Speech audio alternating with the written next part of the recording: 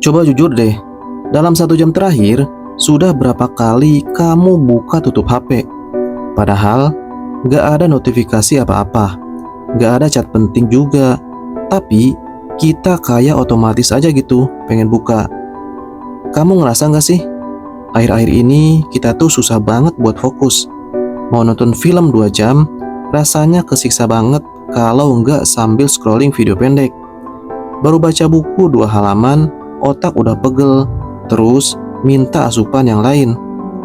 Pertanyaannya sederhana, kita yang ngontrol HP ini atau otak kita yang sebenarnya udah mulai membusuk dan disetir sama algoritma?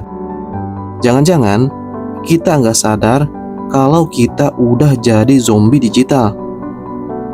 Belakangan ini, istilah brain rot atau pembusukan otak lagi ramai banget jadi bahan bercandaan. Kita sering ngetawain anak-anak zaman sekarang yang ngomongnya aneh-aneh, pakai istilah internet yang gak jelas. Kita mikir, dasar bocah, kebanyakan main HP. Tapi, mari kita berkaca. Fenomena ini sebenarnya bukan cuma buat anak kecil. Ini adalah epidemi mental yang lagi menyerang kita semua, termasuk aku dan termasuk kamu yang lagi nonton video ini. Secara sains, ini masalah dopamin. Dopamin itu hormon di otak yang bikin kita ngerasa senang atau puas. Dulu, manusia purba harus berburu dulu, harus capek dulu, baru dapat dopamin. Lah sekarang, kamu tinggal gerakin jempol ke atas, hitungan 1 detik, langsung muncul video lucu. Gerakin lagi, muncul konten yang menghibur. Gerakin lagi, dapat info yang bikin emosi. Otak kita kaget. Kita dibombardir sama kepuasan instan yang belum pernah ada dalam sejarah manusia. Akibatnya, sistem di otak kita jebol, kita jadi gampang bosan. Hal-hal yang butuh proses lama kayak belajar skill baru, ngebangun bisnis, atau belajar investasi, itu rasanya jadi berat banget. Kenapa? Ya, karena otak kamu udah kemanjaan. Udah terbiasa dapat yang instan dalam waktu 3 detik. Kalau nggak instan, otak kita bakal langsung nolak. Nah, disitulah pembusukan otak dimulai. Mungkin kamu sering dengar motivator atau konten kreator lain ngomong gini, kamunya aja yang malas, kamunya aja yang gak punya disiplin, makanya HP-nya disimpan. Tapi kalau menurut aku, gak adil kalau kita cuma nyalahin diri sendiri. Aku mau bilang, ini bukan sepenuhnya salah kamu. Kenapa? Karena kamu itu sendirian, lagi dikeroyok. Kamu lagi perang melawan ribuan insinyur komputer, psikolog, dan pakar otak di Silicon Valley yang gajinya miliaran rupiah. Tugas mereka cuma satu, bikin otak kamu gak bisa lepas dari layar HP. Aplikasi di HP kita itu didesain pakai sistem yang sama kayak mesin judi. Kita gak pernah tahu konten apa yang bakal muncul selanjutnya. Dan ketidaktahuan itu yang bikin otak kita penasaran terus, kecanduan terus. Jadi, solusinya bukan cuma sekedar khotbah, kurangi screen time. Itu kuno. Solusinya juga bukan buang HP, terus tinggal di dalam hutan. Gak mungkin kan? Solusinya adalah sadar.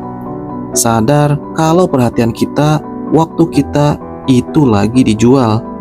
Kalau kamu pakai aplikasi secara gratis, berarti modalnya adalah diri kamu sendiri. Dan aku pribadi nolak buat ngebiarin pikiran aku dijual murah cuma demi konten receh yang 5 menit lagi juga udah kelupaan. Kamu mungkin mikir, emang bisa hidup di zaman sekarang tanpa jadi busuk otak? Nyatanya bisa. Orang-orang paling sukses di dunia itu justru orang yang paling ketat ngejaga otak mereka. Contohnya Bill Gates. Dia punya tradisi namanya Teen Week.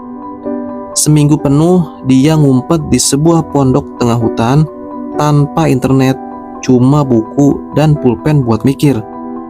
Ada riset dari University of California yang menarik banget. Katanya, kalau fokus kita keganggu cuma gara-gara satu notifikasi masuk, otak kita butuh waktu sekitar 23 menit buat bisa fokus lagi ke kerjaan utama. Kebayang nggak? Berapa banyak waktu produktif kita yang hilang dalam sehari cuma buat ngecek HP? Riset lain juga buktiin, orang yang nyoba puasa medsos atau dopamin detox selama seminggu aja, fungsi otaknya langsung balik normal. Logikanya jalan lagi, gak gampang cemas, dan kreativitasnya naik drastis. Ini fakta biologi, bukan sekedar teori.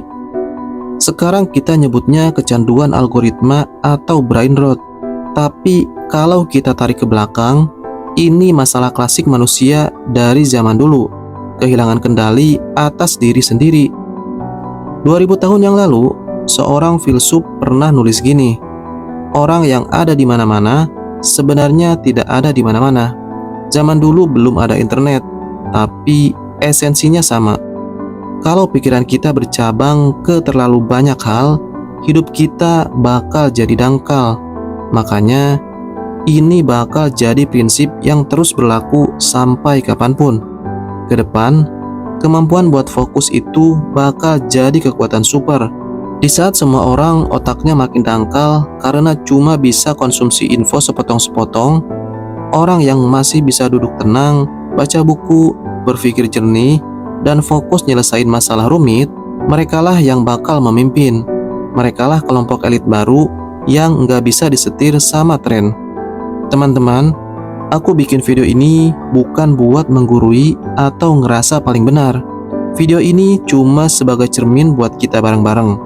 Setiap kali kita ngebiarin diri kita hanyut dalam scrolling tanpa ujung, kita lagi nuker masa depan kita demi kesenangan murah beberapa detik.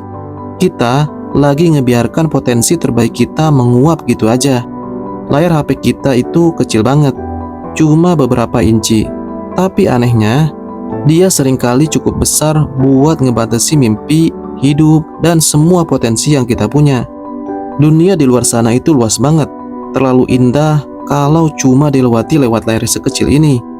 Jadi, setelah video ini selesai, aku gak minta kamu buat like atau komen. Aku cuma minta satu hal, matikan HP kamu, duduk diam selama 5 menit, gak usah ngapa-ngapain. Rasain lagi gimana rasanya jadi manusia yang utuh. Pertanyaannya sekarang, kamu berani nggak? Atau jangan-jangan otak kamu memang sudah sebusuk itu?